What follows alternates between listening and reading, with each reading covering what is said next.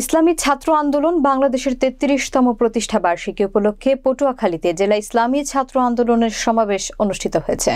পটুয়াখালী প্রতিনিধি আরিফুজ্জামান তুহিনের প্রতিবেদনে দেখুন বিস্তারিত। বৃহস্পতিবার দুপুর 12:30টায় শহীদ মিনার প্রাঙ্গণে এ সমাবেশ অনুষ্ঠিত হয়। পটুয়াখালী জেলা ইসলামী ছাত্র আন্দোলনের সভাপতি রফিকুল ইসলাম রশিদের সভাপতিত্বে সমাবেশে প্রধান অতিথি ছিলেন ইসলামী ছাত্র আন্দোলন বাংলাদেশ কেন্দ্রীয় কমিটির সভাপতি নুরুল বশর আজিজি।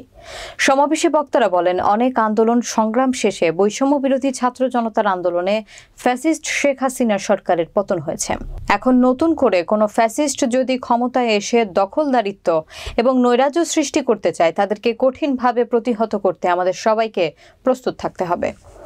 অন্তর্বর্তীকালীন সরকারকে দেশ গঠনের জন্য সুযোগ দিতে হবে, সময় দিতে হবে, পরামর্শ দিয়ে তাদের পাশে থেকে কাজ করতে হবে। পটুয়াখালী জেলা ইসলামী ছাত্র আন্দোলনের সাধারণ সম্পাদক মোহাম্মদ হাসান আলীর উপস্থাপনায় সমাবেশে অন্যান্যর মধ্যে বক্তব্য রাখেন ইসলামী জাতীয় শিক্ষক ফোরাম কেন্দ্রীয় কমিটির সাংগঠনিক সম্পাদক মাওলানা RIM ওয়াহিদুজ্জামান, জেলা মুজাহিদ কমিটির নায়েবে আমির মুফতি আব্দুর রহমান আব্বাসী, জেলা ইসলামী আন্দোলনের সহকারী সম্পাদক মাস্টার মোহাম্মদ সিদ্দিকুর রহমান, কেন্দ্রীয় ইসলামী ছাত্র আন্দোলনের শুরা সদস্য মোহাম্মদ আনোয়ার হোসেন মঞ্জু, বাংলাদেশ কোরআন শিক্ষা বোর্ডের সভাপতি মাওলানা মোহাম্মদ আবুল হাসান, জেলা জাতীয় শিক্ষক সভাপতি মাওলানা মোহাম্মদ আনসার উল্লাহ আনসারি, জেলা ইসলামী ছাত্র আন্দোলনের সাবেক সভাপতি মোহাম্মদ ইমাম হোসেন, জেলা ইসলামী আন্দোলনের ছাত্র যুব বিষয়ক সম্পাদক মাওলানা মোহাম্মদ আবুল বশার জিহাদি, ইসলামী ছাত্র আন্দোলন BM কলেজের সভাপতি মোহাম্মদ সাইদুল ইসলাম, জেলা ইসলামী শ্রমিক আন্দোলনের সভাপতি উপাধ্যক্ষ মোহাম্মদ জসিম উদ্দিন জাফর সহ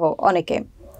সমাবেশে সকাল থেকে বিভিন্ন এলাকা থেকে ইসলামী ছাত্র আন্দোলনের খণ্ড খণ্ড মিছিল নিয়ে সমাবেশ স্থলে শত শত নেতাকর্মী ও সমর্থক উপস্থিত হন।